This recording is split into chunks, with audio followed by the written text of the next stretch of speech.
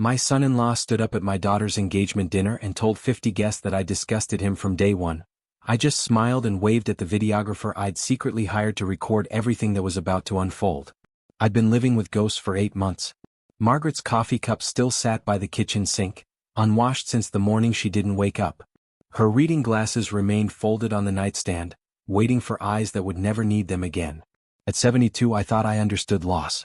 I'd buried my parents, lost friends to time and circumstance. But losing Margaret after 45 years of marriage felt like losing gravity itself. Everything familiar became foreign. The house we'd built together, literally with our own hands back in 1978, suddenly felt enormous. 3 bedrooms, 2 bathrooms, a workshop Margaret had insisted I needed even though I'd never been particularly handy. Now the silence echoed off walls that had once vibrated with family dinners, birthday parties, and the gentle chaos of raising our daughter Claire. Claire had been my anchor during those first terrible weeks. She appeared at my door every morning with coffee and determination, organizing Margaret's affairs with an efficiency that reminded me painfully of her mother. "Dad, you don't have to do this alone," she'd said, sorting through insurance papers at the kitchen table. "I'm here. We'll figure it out together." She meant it. Claire had always been dependable, responsible in ways that sometimes worried me. Even as a teenager, she'd chosen homework over parties, savings over shopping. Margaret used to joke that our daughter was born 40 years old. "Maybe too responsible," Margaret had whispered once, watching 25-year-old Claire decline a date to help us organize our tax documents. "She puts everyone else first." I should have listened more carefully to that observation. 3 months after Margaret's funeral, Claire brought someone home. George Wells arrived like expensive cologne, subtle at first, then overwhelming. Tall, polished, with silver-streaked hair that suggested distinguished experience and a smile that belonged on campaign posters. "Mr. Hartwell," he said, gripping my hand with practiced firmness. "Claire's told me so much about you. I'm deeply sorry for your loss." The words were perfect. The delivery was flawless. Something in my chest clenched anyway. George worked in financial consultation, a phrase that seemed to mean different things depending on who asked. He drove a BMW, wore suits that cost more than my monthly grocery budget, and spoke about investments with the confidence of someone who'd never worried about money. "Claire deserves the world," he told me that first evening, his arm around my daughter's waist. "I intend to give it to her." Claire glowed. I hadn't seen her smile like that since before Margaret got sick. Over the following weeks, George became a fixture. He brought flowers, always expensive arrangements that made our kitchen smell like a funeral home. He complimented Margaret's recipe collection, admired the family photos lining the hallway, and expressed genuine interest in my woodworking hobby. "This craftsmanship is remarkable," he said, running his fingers along a bookshelf I'd built for Margaret's romance novels. "You don't see quality like this anymore." I wanted to like him. Claire clearly adored him, and after months of watching her sacrifice her social life to take care of me, seeing her happy felt like a gift. But something nagged at me. The way George's eyes catalogued our possessions when he thought no one was looking. How he asked casual questions about Margaret's jewelry collection, our mortgage status, my retirement accounts. Always framed as concern, always delivered with that perfect smile. "Dad's been so strong through everything," Claire told him one evening while I pretended to read in the living room. "Mom left him well provided for, thankfully. The house is paid off and there's the life insurance, his pension. He won't have to worry about money." "That's wonderful," George replied. "Security is so important at his age." His age. As if 72 meant I was already shopping for coffins. The changes started small. George suggested I might be more comfortable with a house cleaning service. "Claire worries about you managing all this space alone," he explained, gesturing at rooms that had felt manageable until he mentioned it. Then came concerns about my driving. "The reflexes aren't what they used to be," he said after I'd taken a corner too carefully for his taste. "Have you considered when you might want to give up the keys?" Claire nodded along, her face creased with worry I'd never seen before. "Maybe George is right, Dad. Maybe it's time to think about some changes." Changes. The word followed me through increasingly sleepless nights. Within 6 months, George had convinced Claire that I needed help with daily activities. A home health aide appeared twice a week, a kind woman named Rosa who seemed as confused as I was about why she'd been hired. "You seem perfectly capable, Mr. Hartwell," she said, watching me make my own breakfast. "Are you having any difficulties I should know about?" I wasn't. But George had painted a picture of confusion, forgetfulness, declining capabilities. "Claire, desperate to avoid losing another parent, embraced every suggestion. "It's just precautionary," she assured me. "Rosa can help with grocery shopping, meal planning, keeping track of medications." I didn't take any medications. But pointing that out seemed to cause Claire such distress that I stopped trying. The engagement announcement came on a Tuesday. Claire burst through my front door, left hand extended, diamond catching the afternoon light. "Dad, we're getting married." She was radiant. George stood behind her, that perfect smile wider than ever, his hand possessive on her shoulder. "I asked her father's permission first, of course," he said, eyes meeting mine. "I hope you'll give us your blessing." What could I say? My daughter was glowing with happiness. Margaret would have wanted Claire to find love, to build a family of her own.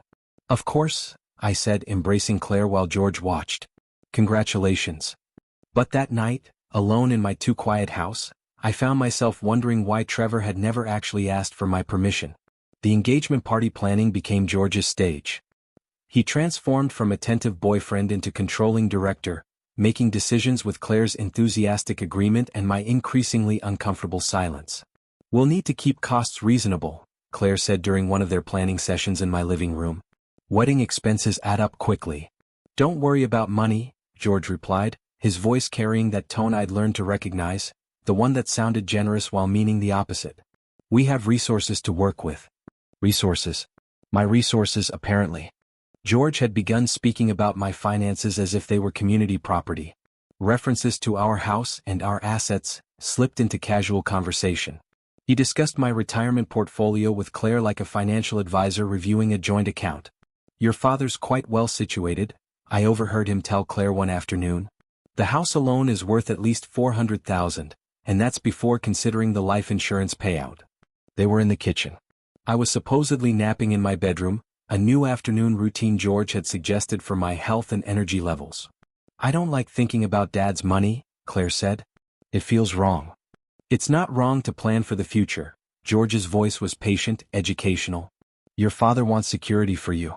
But we need to be realistic about his long-term care needs." Long-term care. I was 72, not 92. I gardened, read extensively, managed my own household, and drove safely despite George's concerns. "Rosa mentioned he seems confused sometimes," George continued. "Difficulty remembering appointments, trouble with household management. These are early warning signs, Claire." This was news to me. Rosa had never mentioned confusion because there wasn't any. But George's voice carried medical authority, and Claire trusted him completely. "Maybe we should talk to his doctor," Claire said, worry evident. "I think that's wise." "And Claire?" George's voice dropped to that intimate tone he used when dispensing relationship advice. "You might want to consider what happens if his condition deteriorates. This house is quite large for someone with mobility or cognitive issues." The seed was planted. Over the following weeks, Claire began viewing my independent lifestyle as potential danger rather than healthy aging. She worried about stairs I'd climbed safely for decades. She fretted over a minor kitchen burn that had healed within days. George nurtured every concern with the skill of a master gardener. I read an article about seniors and cooking accidents, he'd mention after Claire expressed worry about my kitchen use. "Perhaps we should consider meal delivery services. Balance issues are common at his age," he'd observe when I stumbled slightly on an uneven sidewalk. "Fall prevention is crucial." Each comment felt helpful in isolation. Together, they created a portrait of decline that existed more in George's narrative than in reality. The discovered documents changed everything. I was cleaning out Margaret's desk, something I'd been avoiding for months, when I found the folder tucked behind old tax returns. Property appraisal documents dated 3 weeks earlier. Real estate comps for houses in our neighborhood. A list of assisted living facilities with costs, services, and availability. None of it was in my handwriting. At the bottom of the pile was a note in George's distinctive script. Timeline. Engagement party announcement followed by capacity evaluation, then transition to facility. House sale by year-end. My hand shook as I read it twice, then 3 times. George had been planning my removal from my own home since before he proposed to my daughter. I sat in Margaret's chair, surrounded by the evidence of betrayal, and felt something I hadn't experienced since her death: clarity. That evening, Claire and George came for dinner. I watched George's performance with new eyes, noting how he guided conversation toward my needs and concerns. "Dad seems tired lately," Claire mentioned, passing the potatoes. "Rosa said he's been napping more frequently." George nodded sagely. Increased fatigue can indicate various issues at his age. Have you considered having his cognitive function evaluated? I set down my fork. Who requested those property appraisals? Silence fell like a curtain. George's perfect composure cracked for just a moment, long enough for me to catch the calculation in his eyes. What property appraisals? Claire asked. The ones in Margaret's desk, along with the assisted living facility research and the timeline for my relocation. George recovered smoothly. I was researching options just in case. Planning ahead isn't manipulation, it's responsibility. Researching options for my property without my knowledge or consent. Dad, Claire's voice carried that strained patience I'd learned to dread. George is trying to help. We all are. Help with what, exactly? I'm not sick. I'm not confused. I'm grieving, which is appropriate and temporary. George leaned forward, his expression shifting into therapeutic concern. Denial is common with early cognitive decline. Perhaps we should schedule that medical evaluation. The gaslight flickered, but I'd learned to see in the dark. That night I called my attorney. Harold Brennan had handled Margaret's will, our house purchase, and various legal matters for 15 years. He was closer to 80 than 70, but his mind remained sharp as winter air. Harold, I need to see you privately. Soon. What's the urgency, James? I think someone's planning to steal my house. 3 days later, I sat in Harold's office above the pharmacy on Main Street, legal documents spread between us like evidence in a trial.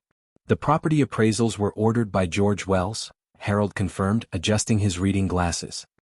He presented himself as your financial advisor with authorization to gather information for estate planning purposes.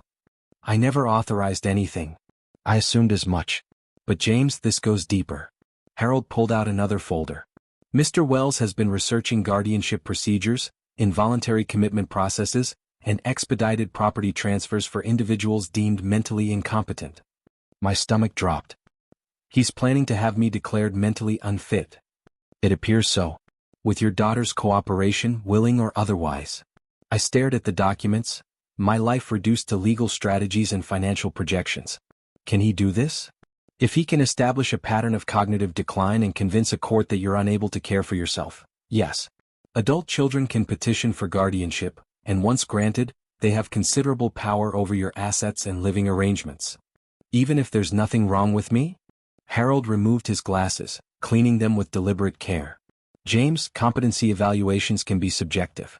If you're seen as isolated, confused, or unable to manage household affairs, and if there's family testimony supporting those claims. Claire would never testify against me. Claire might testify for what she believes is your own good. That's different but equally effective. I sat in Harold's quiet office, absorbing the reality of my situation. My daughter's love was being weaponized against me by a man who saw me as an obstacle to financial security. What can I do? Harold smiled for the first time that afternoon. We can be more strategic than they are. The recording equipment arrived in a package marked medical supplies, Harold's idea to avoid suspicion. 3 tiny devices no larger than buttons, each capable of capturing hours of conversation with startling clarity. Place them in common areas where private conversations might occur, Harold instructed during our second clandestine meeting. Kitchen, living room, anywhere they might speak freely when they think you're not listening. I felt like a spy in my own home, but George had made the rules when he decided to plot my removal without my knowledge. The first recording device went behind the sugar canister in the kitchen. The second, inside a decorative bowl on the living room coffee table. The third, under the desk in Margaret's study where George often made phone calls. Within a week, I had captured conversations that made my blood run cold. The key is documentation, George's voice discussing my situation with someone over the phone. We need a clear pattern of decline before we can move forward with guardianship proceedings. Has the daughter agreed to the evaluation? The other voice was unfamiliar, professional. She's resistant, but she'll come around. I'm arranging for incidents that will convince her of the necessity. Incidents. I listened to that word several times, understanding dawning like a slow sunrise. The next recording was even more damning. George and Claire in my living room discussing my condition, while I was supposedly napping. Rosa mentioned he left the stove on yesterday, George said, a complete lie as far as I knew. That's not like Dad, Claire replied, worry evident. It's exactly like someone with early dementia. The facade of normalcy is common, but the small lapses reveal the truth. Maybe we should talk to Dr. Morrison. I've already scheduled a consultation. But Claire, we need to be prepared for the possibility that your father can't continue living independently. I can't bear the thought of him in some facility. The better facilities are quite nice. And Claire? George's voice softened into that intimate tone. The proceeds from the house sale would ensure he receives the best possible care. Proceeds? My home had already been sold in George's mind. The third recording captured George alone, speaking to someone he called Paul. The timeline needs to accelerate, George said. I've created enough doubt about his capabilities, but the daughter's still protective. We need something more dramatic. What kind of dramatic? A fall maybe. Nothing serious, but enough to demonstrate that he can't safely live alone. Senior falls are perfect, common, believable, and they terrify adult children. You're talking about assault. I'm talking about a strategic accident. Old man trips on his own stairs, gets confused, can't explain what happened clearly. Family realizes he needs supervision. George, that's business, Paul. You want your consulting fee or not? I stopped the recording and sat in Margaret's chair, hands trembling with rage rather than age. George wasn't just planning to steal my home, he was planning to physically harm me to justify it. Harold's reaction was swift and decisive. We have enough for criminal charges. Conspiracy to commit fraud, conspiracy to commit assault, elder abuse. What about Claire? Will she be charged? Harold's expression softened. Not based on these recordings. She appears to be a victim of manipulation rather than a willing participant. Can we protect the house? Better than that. We can protect you and ensure George faces consequences for his actions. Harold pulled out a fresh set of documents. I'm drafting a new will that removes Claire as beneficiary. Everything will go to the local senior center, with a small trust for emergency medical expenses. My chest tightened. Harold, I don't want to punish Claire for George's actions. This isn't punishment. It's protection. Once George realizes there's no inheritance to steal, his interest in your daughter will likely disappear. And if it doesn't? Then we'll know he actually loves her and we can reconsider. The new will was signed and notarized within the week. Harold also prepared power of attorney documents naming him as my advocate, guardianship paperwork establishing my mental competence, and a comprehensive medical evaluation proving my cognitive and physical fitness. We're building a fortress around your autonomy, Harold explained. If George tries to have you declared incompetent, we'll have overwhelming evidence to the contrary. But the most satisfying preparation was yet to come. I want to expose him publicly, I told Harold. At the engagement party. In front of everyone who matters to Claire. Harold smiled his thin legal smile. That can be arranged. The video presentation was Harold's masterstroke. He connected me with a media specialist named David Ross, who specialized in legal presentations for court cases. We'll create something that tells the story chronologically, David explained, reviewing our evidence. Timeline of George's manipulation, audio recordings with transcripts, documentation of his fraud attempts. By the end, everyone in that room will understand exactly who he is. Will this hold up legally? The recordings are admissible since they were made in your own home with your consent. The documented fraud attempts speak for themselves. And Harold tells me you have witnesses who can testify to George's behavior. I did. Rosa had noticed George's questions about my mental state and felt uncomfortable with his suggestions that I was confused. My neighbor, Ellen Pritchard, had observed George measuring my property without permission. Even Dr. Morrison was willing to testify that I'd never shown signs of cognitive decline. We're not just exposing a con man, David said, arranging photos and documents on his editing timeline. We're saving your daughter from a predator. The hardest part was maintaining normal behavior while living with such explosive knowledge. George continued his performance of concerned son-in-law, discussing my needs and making suggestions about my limitations. I've been thinking about your garden, he said one afternoon, finding me watering Margaret's roses. All this bending and lifting might be too much strain. I've been gardening for 40 years. That's exactly my point. Your body has earned some rest. I wanted to confront him immediately, to reveal everything I knew and watch his perfect composure crumble. But Harold had convinced me that patience would serve justice better than impulse. The engagement party is the perfect venue, Harold had argued. Public humiliation in front of Claire's friends and family. Maximum impact, minimum opportunity for damage control. So I smiled and nodded when George suggested I might be more comfortable with professional landscaping services. I agreed when Claire worried about my driving after George mentioned noticing my slower reflexes. I even thanked him when he offered to help manage my financial affairs. All while recording every word. The invitation to speak at the engagement party came exactly as Harold had predicted. "Dad, we'd love for you to say a few words about our engagement," Claire said, eyes bright with anticipation. "You could talk about what marriage meant to you and Mom." "I'd be honored," I replied, meaning it in ways she couldn't understand yet. George's smile was particularly satisfied that evening. "It means so much to have your blessing, James. Family support is everything." Family. He had no idea what that word actually meant. The Riverside Banquet Hall sparkled under cascading lights that turned every surface into diamonds. Claire had chosen the venue carefully, elegant but not ostentatious, large enough for extended family but intimate enough for meaningful conversation. I arrived early wearing my best suit and the watch Margaret had given me for our 20th anniversary. Harold sat at a table near the back, looking like any other elderly relative. David Ross remained invisible near the audiovisual setup, ready to execute our plan. Claire greeted me with a radiant hug. She wore a navy dress that reminded me painfully of her mother, her engagement ring catching light like captured stars. "Dad, you look wonderful. I'm so glad you're here. Wouldn't miss it for the world." George appeared at her shoulder, resplendent in a tailored gray suit that probably cost more than my monthly pension. His smile was particularly triumphant tonight, the expression of a man who believed he'd already won. "James, you're looking well," he said, gripping my hand with practiced warmth. "Claire's been worried about your energy levels lately." The first strike delivered with perfect concern. Claire's face immediately clouded with worry. "I feel fine," I replied evenly. "Of course you do. That's the remarkable thing about the human spirit, it adapts to gradual changes." Gradual changes. Code for my supposed decline. The evening proceeded with careful choreography. Family members arrived, friends gathered, toasts were offered. I played my role perfectly, the aging father, slightly fragile but gamely trying to keep up with events. George worked the room like a political candidate, charming Claire's friends, impressing her colleagues, winning over relatives with stories of his devotion to our family. He presented himself as the responsible protector who would care for both Claire and her aging father. "James has been such an inspiration," I heard him tell my sister-in-law Rebecca.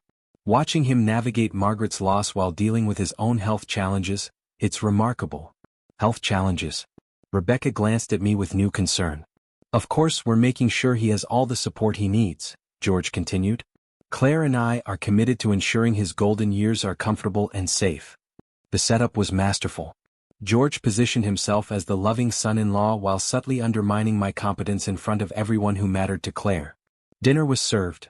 Chicken in some elaborate sauce I couldn't identify, vegetables arranged like art, cake that tasted expensive.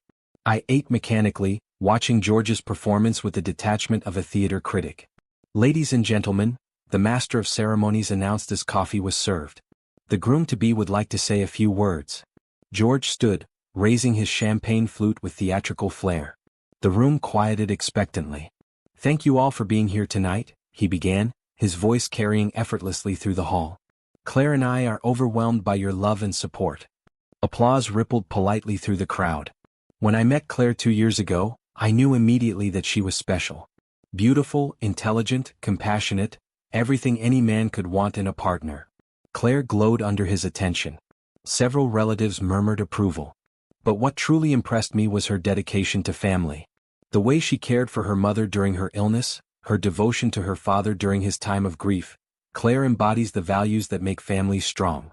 More approving murmurs. George was building toward something, his tone shifting slightly. Family loyalty is precious, but it can also be challenging. Sometimes love means making difficult decisions for the people we care about. A subtle change in the room's energy. Some guests sensed a shift in tone. Claire's father James has been struggling since Margaret's passing. It's understandable, losing a spouse after 45 years would challenge anyone. I felt the room's attention focus on me. Claire's smile faltered slightly.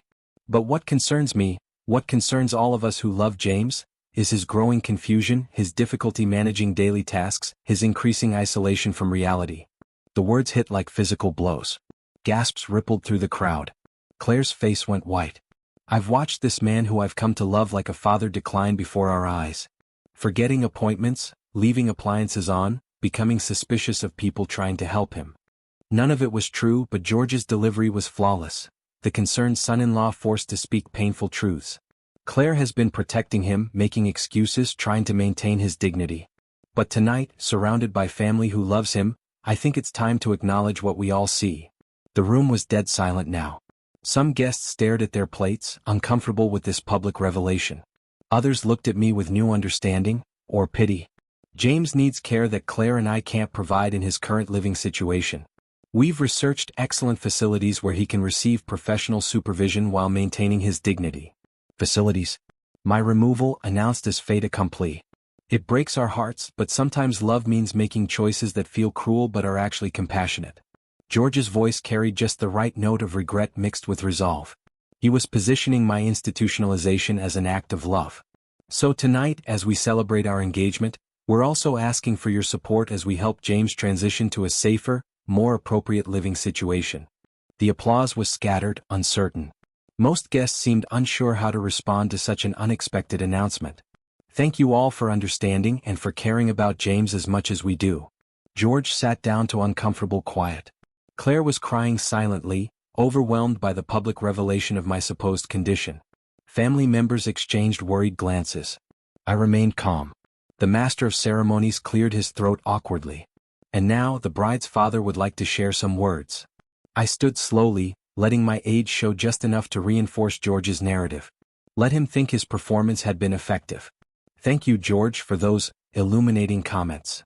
I walked to the small podium, adjusting the microphone with deliberate care.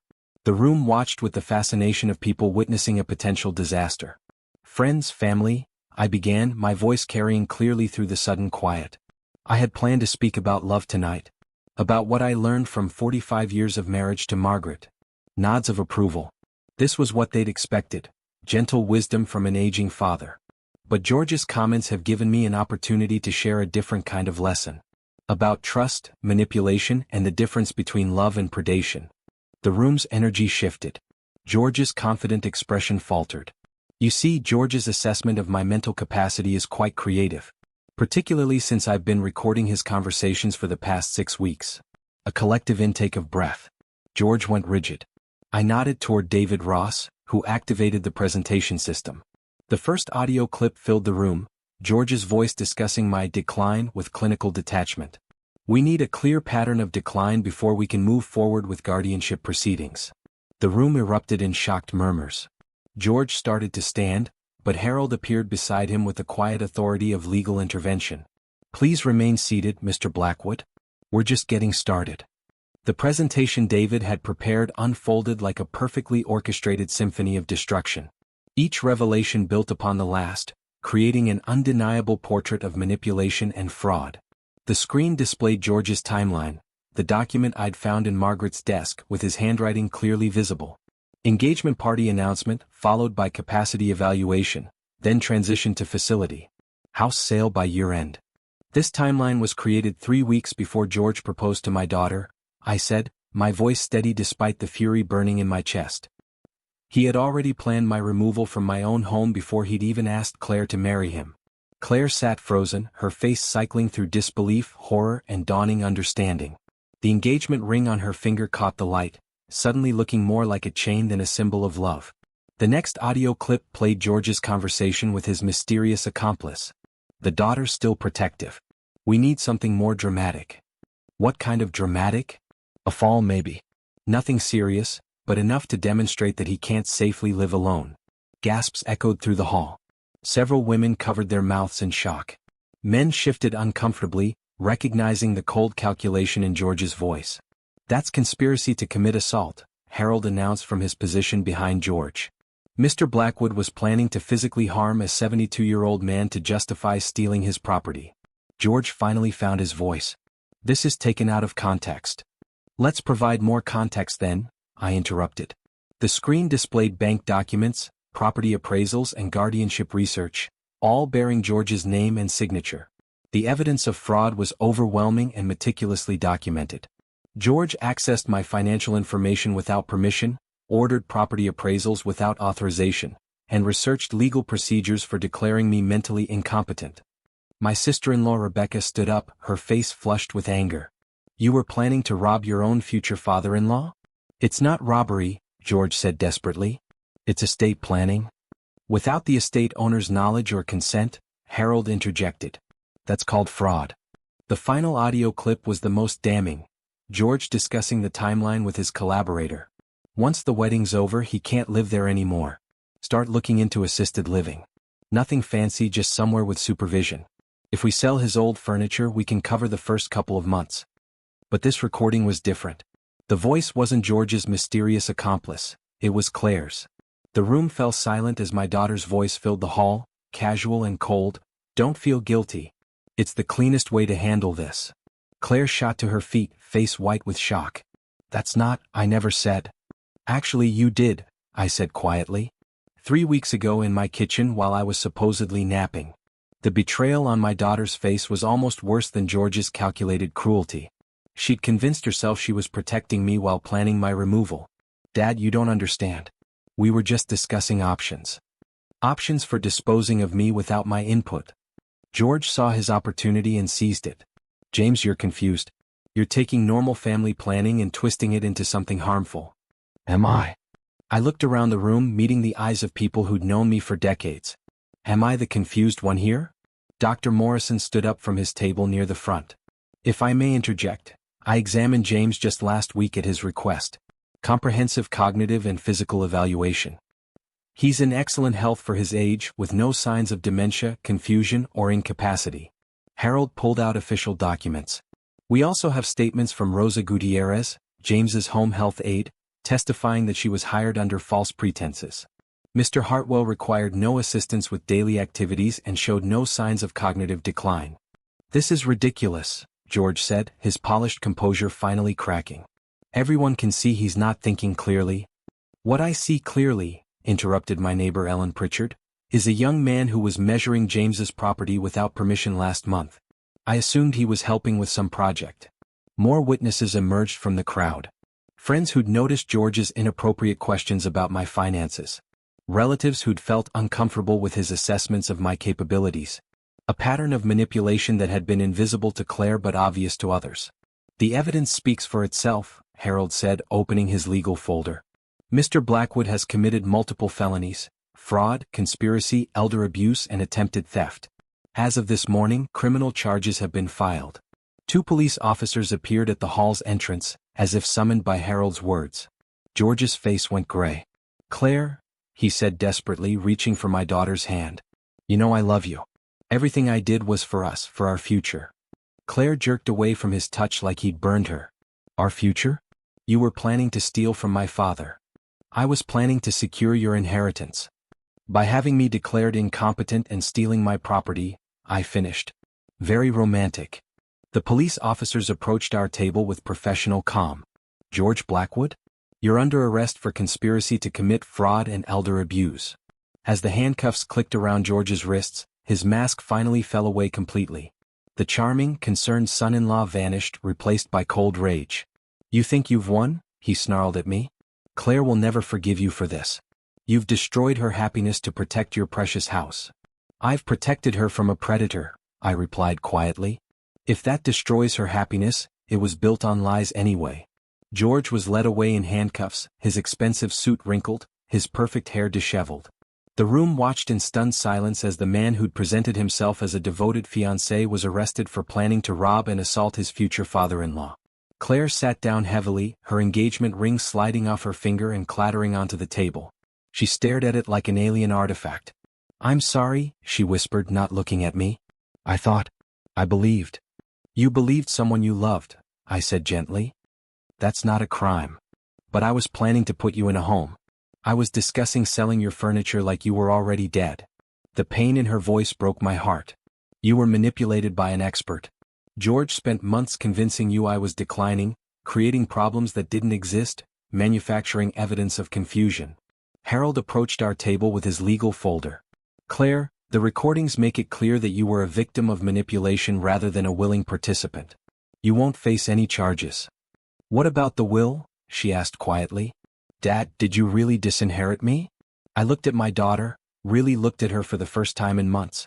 Behind the makeup and elegant dress, I saw the little girl who used to help me in the garden, who'd cried when her goldfish died, who'd held my hand at Margaret's funeral.